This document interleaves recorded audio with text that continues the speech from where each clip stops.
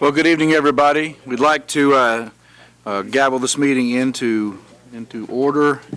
We'd like to welcome you to our May 1st meeting of our Hendersonville Regional Planning Commission, and would note that everyone's present with the exception of Ms. Ashley, and we know why she's out tonight. Which reminds me, I hope everyone's had a chance to vote. And I would also note that Ms. McCormick will be here just momentarily. She just texted says she'll be a little bit late. So with that, we do have a quorum present, and so we'll move on. We have no public hearings. Is there any request for information and assistance? Hearing none. Additions to agenda? Okay, hearing none. Then the next item is our minutes from April the 3rd. Do I have a motion?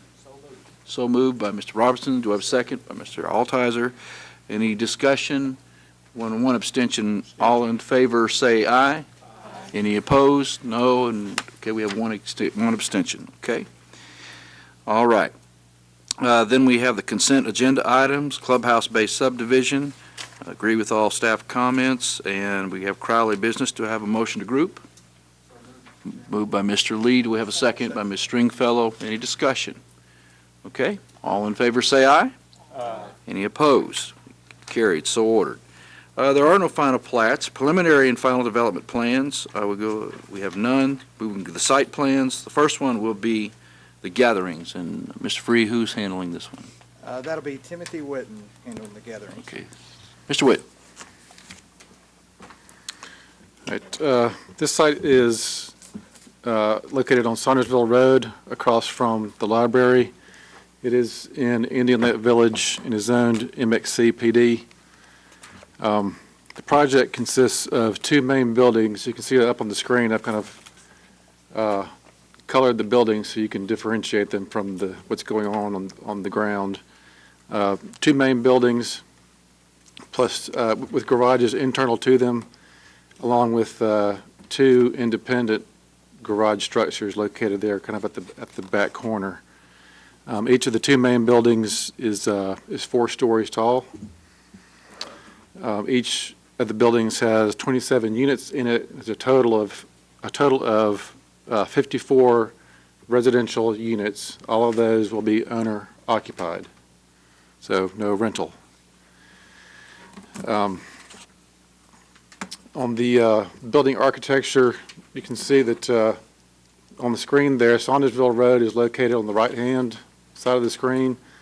Ashcrest Point at the bottom, and it leads into Ashcrest back here. Cornelius Way at the back side, and across the top is Academy Daycare. Park Place Office is across Ashcrest Point towards the bottom of the screen. That's the 3-story office building. So this end of this building facing Saundersville, as well as this end of this building over here facing Ashcrest, will look like this. Mostly brick and stone, some hardy board at the top, along with the balcony insets. Those are hardy as well. So that's the front. In the back, and then the internal sides that face the courtyard will look like this. As you can see, the garages there at the ground level, internal to each building.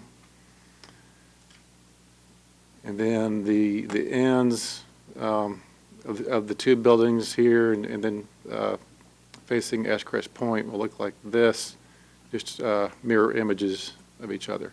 So both buildings are the same architecturally and as far as material. And then the two garage units, the garage doors will face outward, and again, those are located at the back of the development. There is one staff comment that I need to add to planning's list, and that is to add a note that all units shall be owner occupied. That has been verified with the applicant, but just need to get that on the plans. And the applicants have agreed to all staff comments. Okay. Go ahead, Mr. Witten, and I know it's in the staff report, but just so that we can have it, I think reading to the commissioners the kind of the history of the the zoning here, and Sure. So I this think that'd is, be very important for us to understand. so this is located in Area 6, which is kind of the strip south of the streets of Indian Lake. Between the streets and Saundersville Road, it includes Hampton Inn, the Park Place office, all of that area. That does allow residential. When the FDP was established, they were entitled to a total of 1,200 residential units in the overall development. Up to half of those could be rental. All of that's been used up, so there could be no more rental units. The remainder of that 1,200 could be owner-occupied, and with everything that's been built out between Ashcrest and Bridge Mill and all the apartments, there'll be a total, if this is built, there'll be a total of 179 owner-occupied units left and available for development. Did I notice on one of the elevations that there would be garages facing Ashcrest Place on that bottom level? Yes, so here are the garages in yellow. There's one on the back side between, kind of facing Ashcrest Development, and then there's one down here on the back side that would face the office building across the street. Okay, So- yeah, that's the elevation I was looking at right there. Right, so that's what you'll see facing the street. This blank side will be facing that one main building at the back. Right. So that won't really be visible. Okay, they have agreed to all staff comments. We've got a site plan in front of us. Just in the matter of fairness, does the developer want to make any comments or at all before we turn it over to the commissioners for questions? If you would, just introduce yourself and Good evening, Joe Haddock, Civil Site Design Group. I'd like to start by thanking staff for working with us on this project. Been great to work with. Came in early on, tried to incorporate, preliminary comments. We are in agreement with all staff comments and recommendations. To your point, Mr. Chair, the garage facing Ashcrest, we felt that if we located it more interior to the site, that gave us the parking buffer and then a dense landscaping buffer along Ashcrest Point, try to hide that face of the garage.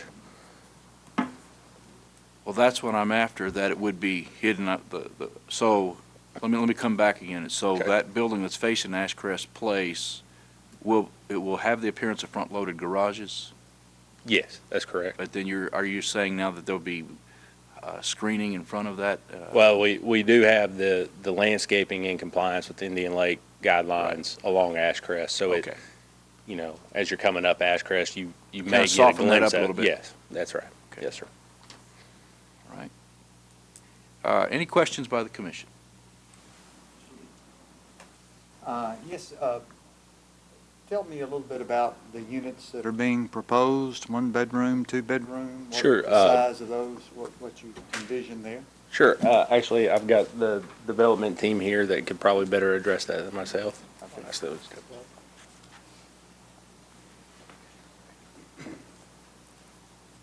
And if you would, just introduce yourself as well. Thank you. My name's Matt Williams. I'm the Vice President of Acquisition and Development for Beazer. I want to echo Joe's comment and just thank staff for just working well with us and helping us to come up with a plan that I think is going to be beneficial for us as well as the Indian Lakes kind of vision. So the units themselves, we have a 2 and 3 bedroom unit. They range from 1,200 to 2,000 square feet. And an important thing to note that this will be deed restricted, age restricted. So our target consumer is 55 and older. So that's kind of what the product is for us, is to target that consumer and have this as one level living, elevator of course, to assist that in the multiple floors. But I thought it was important to note that it would be age restricted as well.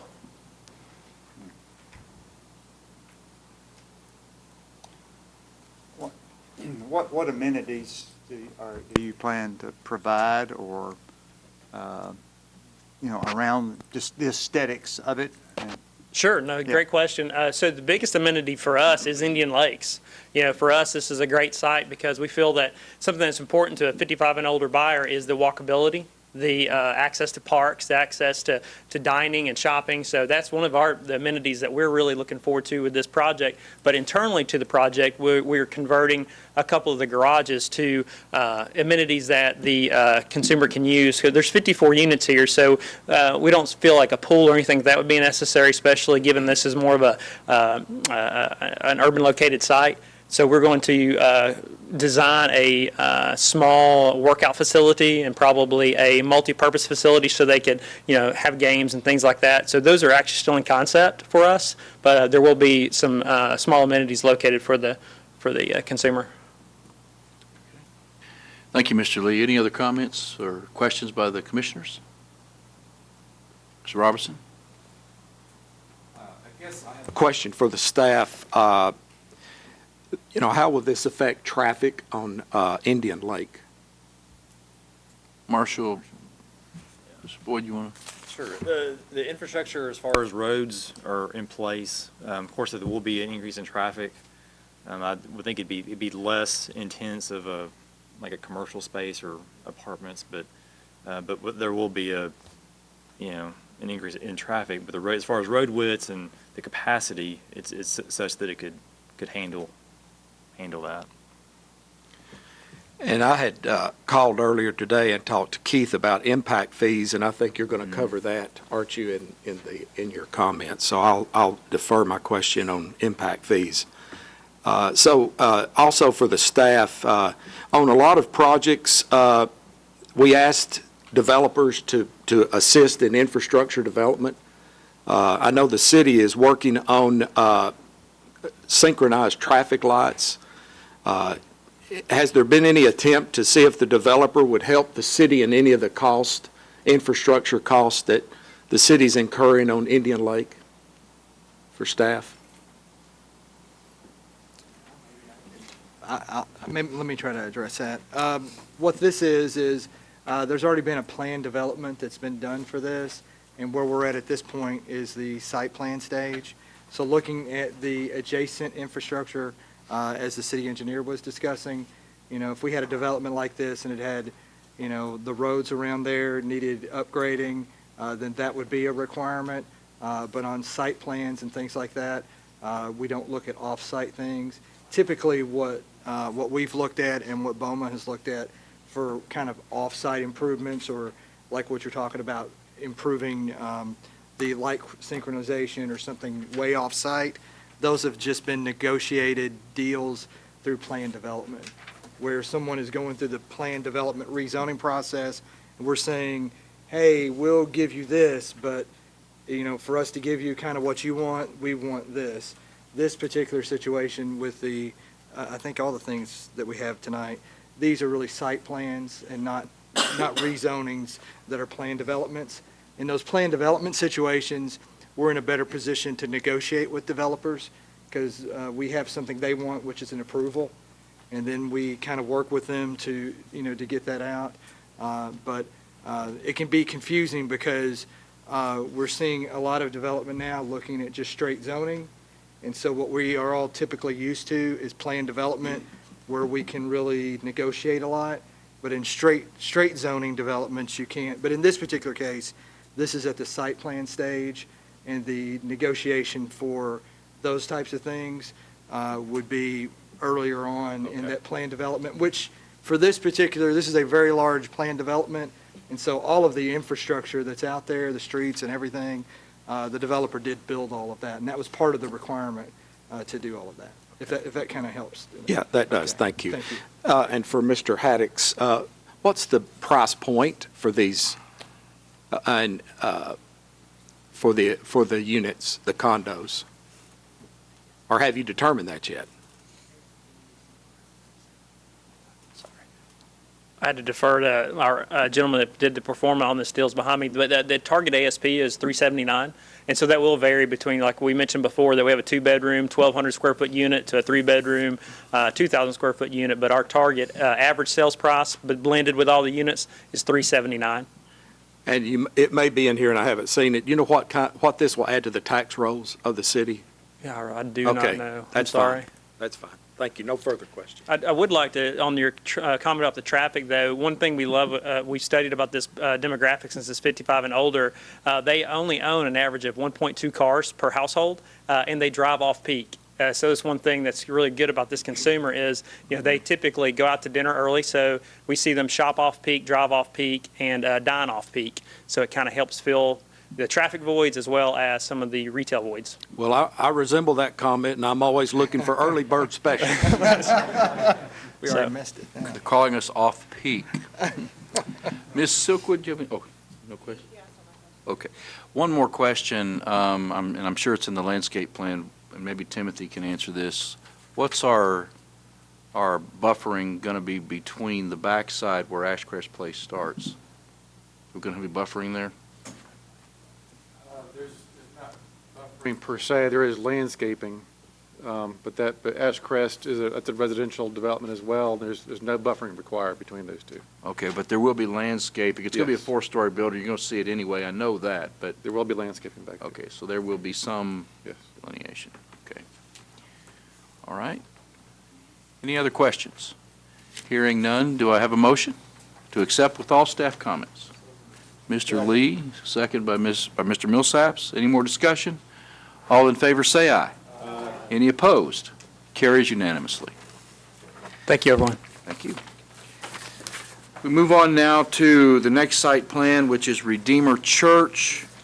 It's a modular addition. You've got that before you. Mr. Whitten, are you handling this, or is Mr. Green? Mr. Wade. Mr. Whitten. Okay, this is a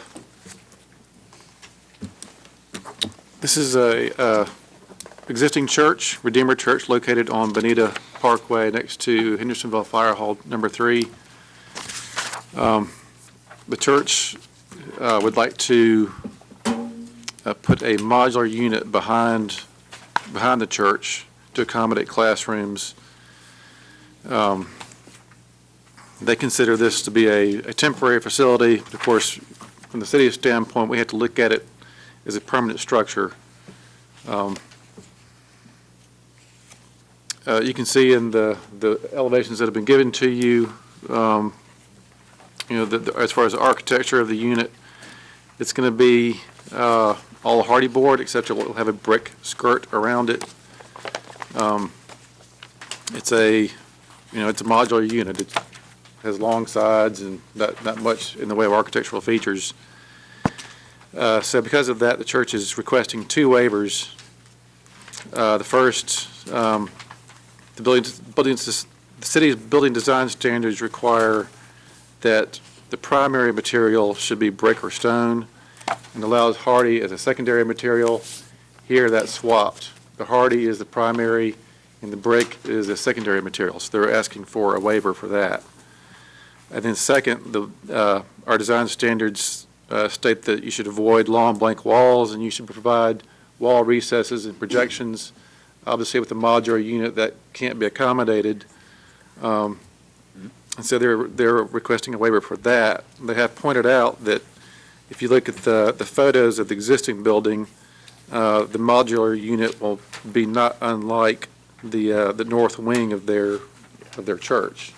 That church it's got some lick and stick stone on the front of it, the main sanctuary, and if you're facing the church, the whole left side of it is some kind of wood product. I'm not sure what that is. It's not hardy, but some kind of wood product, and kind of bears resemblance to what the modular unit would look like.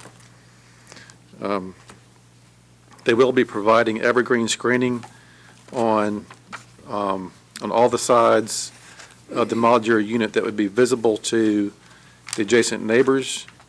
There's an existing tree row back there. They have agreed to supplement that as necessary to provide that screening. The unit will for the most part, will not be visible from Bonita Parkway, except maybe at the edges as you're approaching or either corner of the lot. There may be you might catch a small glimpse of the unit. That would also be screened with evergreen trees. Okay, thank you, Mr. Witten. Any questions? Mr. Lee? Who is who is in Ms. Ashley, according to you? I've been called a lot worse. It says Lori Ashley, Yeah, right? I do know that this is temporary in nature. I'm wondering how temporary we're estimating that to be. Is there Of course, somebody here? one of the objectives, of course, if it's in schools or whatever, we try to stay away from modular construction. And yet I don't want to stand in the way of the church being able to have the things that it needs. But I'm just wondering what your timeline is and what your future thoughts are and why this versus more permanent. Maybe it's for immediate relief or cost. Just give us a little insight on what you're. You would just wanting to introduce do. yourself. Sure. Yeah. Good evening. Marshall Gallagher.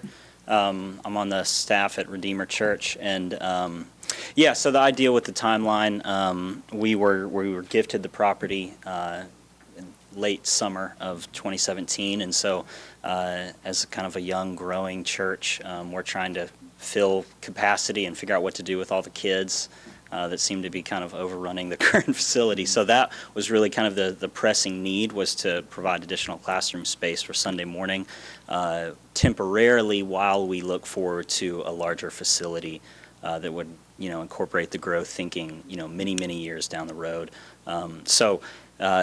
How long it might be there, we're thinking, somewhere around 5-10 years, as we're thinking through the, a couple years to get the master plans drawn, enter into fundraising stages, and then actually build a new facility. So that's kind of the mid to long-term thought process. Do you think your long-term the facility would be at that site or perhaps some different site? It would likely be at that site, yes. At that site. Okay. Thank you, Mr. Lee. Any other questions? Okay, do I have a motion to approve this with all waivers? Mr. Lee makes that motion. All staff comments with all waivers? Yeah. Second by Ms. Stringfellow. Any other questions? All in favor say aye. Any opposed? Carries unanimously. Thank you. We move on now to our preliminary plats, which is the Anderson Harris property, and whose hand? Mr. Green.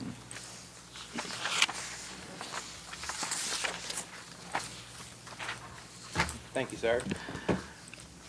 This is a kind of a non-conforming situation. Of course, when you have an older city, a lot of times you'll have some non-conforming situations pop up from time to time. Currently, there's 4 existing lots, and if you see the map in your all's report, there's 3 of those that are currently landlocked, and there's been many discussions with the property owner about how to handle this, and they've agreed to upgrade the existing access to 16 feet for the fire department for access to the rear lot, and there's an existing easement that's in place. It was a kind of a court-ordered situation. I think that there's currently a 10-foot easement, and what we've worked with them to get requested is a 20-foot easement, kind of increase that, but they can't go any further because there's an existing garage. So they're limited with their current access to maximum 20 feet. So they're proposing in the subdivision request to have one landlocked property served by that existing easement, and increase that to 20 feet, like I said. And then the owner has requested deviations from 50 feet of road frontage and 50 feet for the easement width, down to that 20 feet. And these lots are all about 1 to 2 acres. And they've also requested to add a note to state that they don't want this subdivided into any more than 4 lots. They want to make sure that that area remains basically that same lot size that it currently is and won't be developed any further. So essentially, they're just requesting the approval of the preliminary plat with the 2 deviations. Can you go over, Mr. Green, just for a second? I notice in the planning comment number 1, I believe it's number 1, that you guys have made a recommendation. Staff would prefer 50-foot of road frontage or 50-foot easement for Lot 4 between lots 1 and 2 or 2 and 3 in order to meet the subdivision regulation requirements, which would eliminate the need for deviations. Can you discuss that for just a few seconds? Yes, sir. And I think that's one thing, just in really what we would like to see at all times is just everything work out where it's, it meets the regulations. However, given they have an existing access easement, they really have no need for that. So what it would really be doing, just have it would just be a 50-foot access point. 50 feet of road frontage that would not really serve any purpose because they already have access to another spot. So essentially to meet regulations, the 50 feet of road frontage would be preferable, but given the need given the existing situation and the elimination of the landlocked properties, or the reduction of landlocked properties, it seems like a reasonable request. Okay, that's what I was after. Is anybody here that would like to, on behalf of the property owner? Mr. Rainey, good to see you. If you would introduce yourself and... I'm Bruce Rainey, representing the property owners, and I'll be glad to answer any questions on this. These small properties were all created back in the late 50s, soon after the lake was impounded, and it was all one property and was given to family members, if you will, all at the same year, 1959. And what has happened, let's see, 4 of the 5 small properties back there were never developed. And my owners now have started putting that together, and it's still got the same problem it had, not a lot of good access. But they had an old lane called for in the 1959 deeds that apparently served that whole Avondale area down there. And that's what they're going to utilize to help meet the fire department requirements. Okay. Falls right in behind the garage. That's just a little bit of history on it. We'd be glad to answer any questions. Okay. Are there any questions by the commission? Yes, Mr. Robertson. I have a question for the staff. This easement, that the standard is 50 and they've offered 20, is that a utility easement or is that a driveway easement? What actually would the city envision that easement being used for? It's just primarily an access easement. I don't think I don't recall there being any utilities there. Yes, just for access. And the driveway that they've proposed to upgrade this, the width of the driveways should be 16 feet, I think, from what I'm not for sure what the current driveway is, but I think it's pretty minimal, and they'd have to pave that as well. But that's not in the 20-foot easement that you're talking about? Yes. Or that is in there? Yes, sir. Mr. Rainey, will that lot receive utilities from that easement? Water, gas? Water, I think, is coming down that easement now to serve a house on track 4. The sewer is cross-country. We have that already designated in an easement. And there's also a cross-country electric line that's within an easement as well. So the only thing really that if necessary, would be water within that 20-foot easement. We're talking about a 2-inch line. Is that Yes, it'd be a small line, probably a 2 or 4? Usually a 1 or 2 inch line. Right. Thank you. Thank you, Mr. Robertson. Any other questions? We appear to have a solution, and staff appears to okay with the deviations here. So with that, unless any commissioners, I would entertain a motion to approve with all variances. So moved. Moved by Ms. McCormick, second by Ms. Petrelli. Any other questions? All in favor say aye. Aye. Any opposed? Carried, so ordered. Thank you, Mr. Rainey. Thank you. Okay, we move on to rezoning requests, which we have none. And rezoning requests, we have none. Staff approved projects, I'll just let you read through all of those. We've got several. We need no staff action on that or no commission action. Staff reviewed projects that are pending are Fountain Brook Phase 2 and Tennessee Quick Cash exterior modifications. We have no other.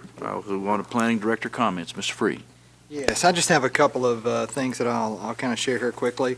One thing that I'm looking to do, and we kind of talked about this a little over a year ago, looking at Stop 30 and looking at the roadway out there from Goshentown all the way to Saundersville, along that whole Stop 30 corridor, and looked at that time at what the needs would be for the roadway. We had several projects out there that we were looking at that time.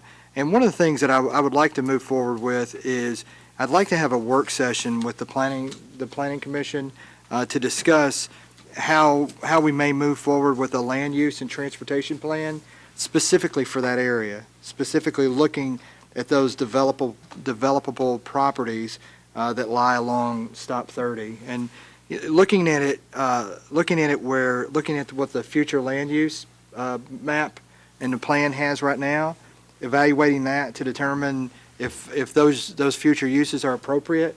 Also looking at what kind of roadway is appropriate and what's a realistic roadway that we could put down through there.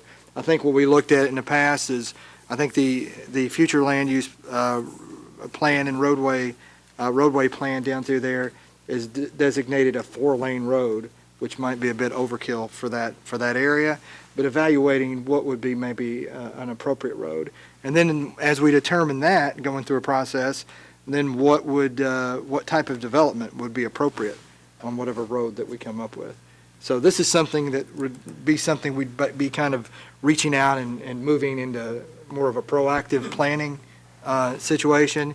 And I just, if it pleases the commission, I would like to have a work session on the May the 15th. Here, we probably would do it in the small conference room, depending on how many people were attending, and just discuss this.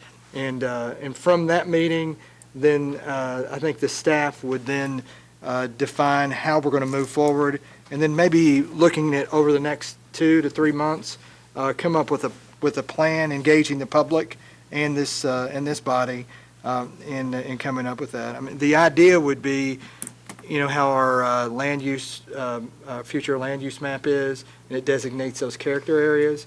Maybe defining a whole new character area just for this, and that this might be the way we look at different areas and address them in the same kind of way that we do this. I'd like just to follow up with that. First of all, I think it's a great idea, Mr. Free, and I see Mayor Clary here tonight, but I think one of the things that all of our commissioners will note is all of the public hearings we've had, the rezone requests we've had, traffic has been one of the major hot-button issues, and I have been talking to Mayor Clary and as well as to Planning Director Free that, the land use plan is a document that was created by us.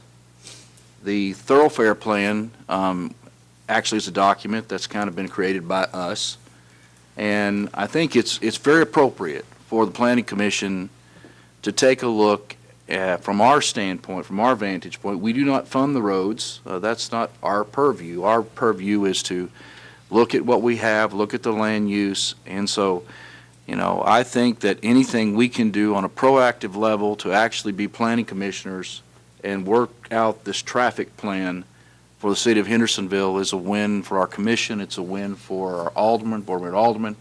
It's a win for our city. And so I would, hopefully we could, this third Tuesday meeting, we could begin a conversation about that. And I'm hoping that Stop 30 will be the first level, but then let's take a hard look at the rest of the thoroughfare plan as well as time goes on here. Saundersville Road, the other, Ward 1 and Ward 2, Indian Lake Peninsula, Ward 5, all of the wards where we have to triage some of the road needs, and of course, Public Works would be involved. So I would just like to, from my standpoint as chairman, I think that this would be a great assurance to our citizens. To know that their commission, planning commission, and in concert with the Public Works team, planning department, board member, alderman, everybody involved, that we're taking a proactive look at our thoroughfare plan. So, any other comments or okay, Mr. Free, Ms. Petrelli? Okay, go ahead, Mr. Free. I'm sorry. Just want to make that follow-up comment on that. Okay, so we're bless you. So we're going to move forward with that, and once we engage with that and complete it, I think what we want to do is move forward with more proactive planning, and we want to build that into stride as we're reviewing, and just like the things we looked at tonight, taking those and going through the process and making them as good as they could possibly be, up to the quality or the standard that we have.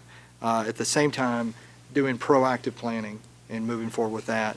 One thing I wanted to give everybody an update on our development impact fee that we're doing. The planning staff is working with a consultant that we've hired, Tisher Bice, and they've already started that process. And let me just kind of update everybody on where we are in that process.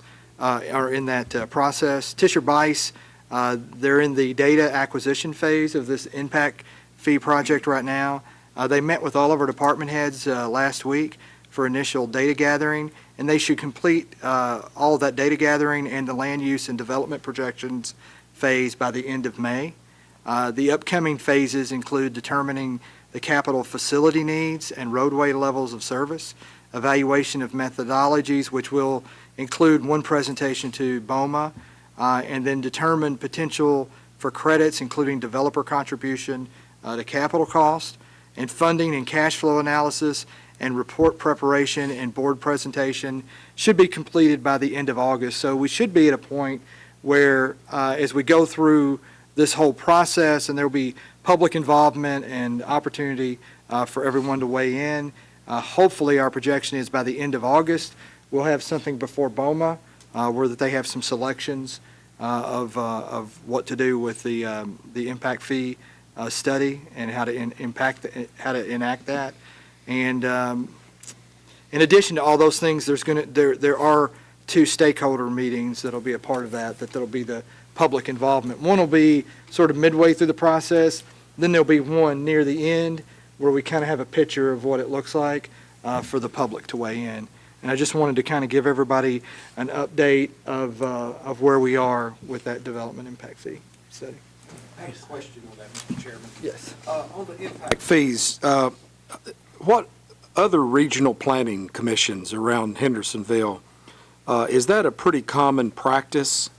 Or is it are we doing something novel here, or is this something that the wheel has already been invented and other regional commissions are using it?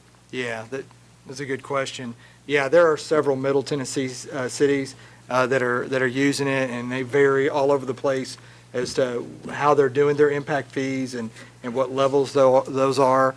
But most growing, sought-after communities such as Hendersonville, most of those already have development impact fees that help offset cost of growth and help new growth share in the cost for existing facilities.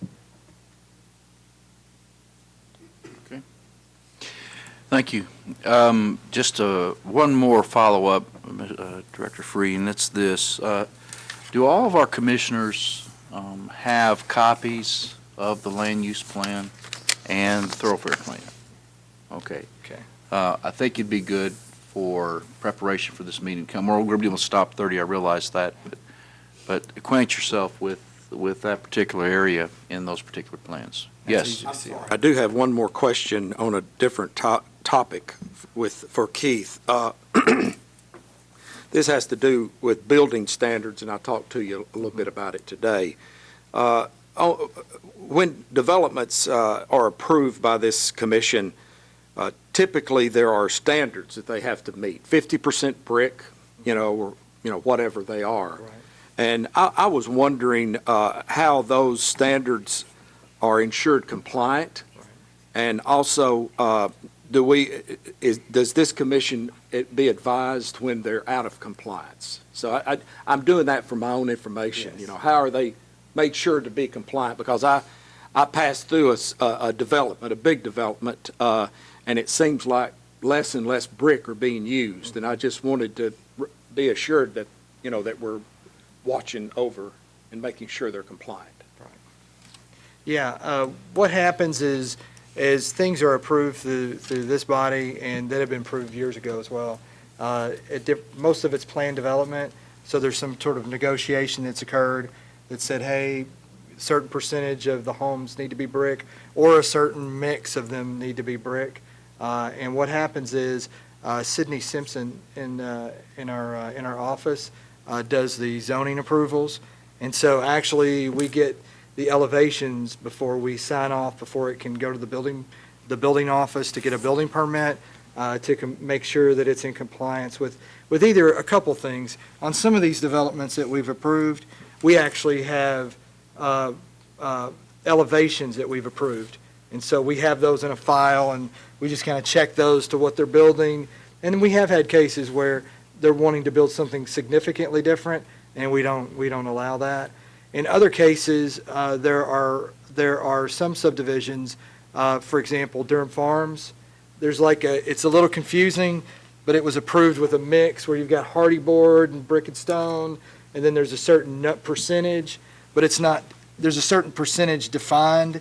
But then what we're having to do is we're having to check on that at different stages to make sure, hey, you need more brick because you're kind of getting a little bit out of whack.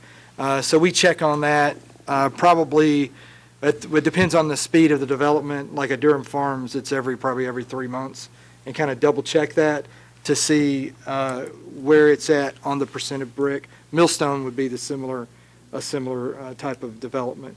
But it is difficult when we it can create a nice and attractive development doing a mix where you got hardy board and you got that craftsman style homes and you have brick. It can create an attractive neighborhood, but it's not impossible, but it is challenging for the planning staff to make sure the percentages are correct.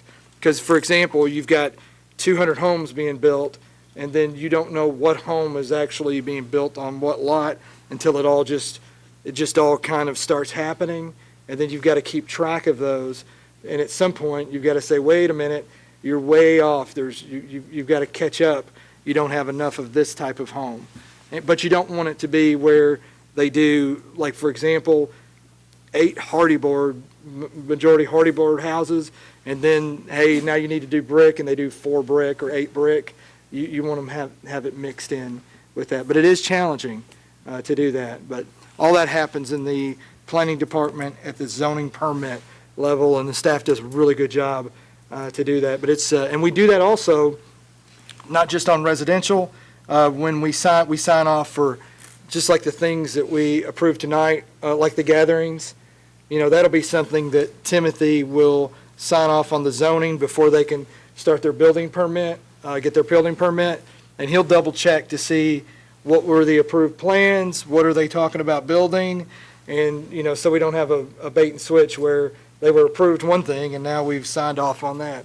So we look at those things very, very closely, because that bar that we set and that expectation that our community has set visually about what we want development to be, it's one thing, just approving it and seeing the pretty pictures is one phase of it, but the most important phase is to make sure on the enforcement end, before we release permits for people to start constructing, that they're actually building things of that quality. So that's on both the commercial and the residential side. It's a good question, though. Thank you, Ed. Thank you. Mr. Millsap, it's good to have you back. Do Good you to have a be back, motion? Mr. Chairman. You have a motion. Chairman, I move that we stand adjourned to call the chair. Thank you. Second, we are adjourned. We'll see you May 15th. All right. Hey, Keith.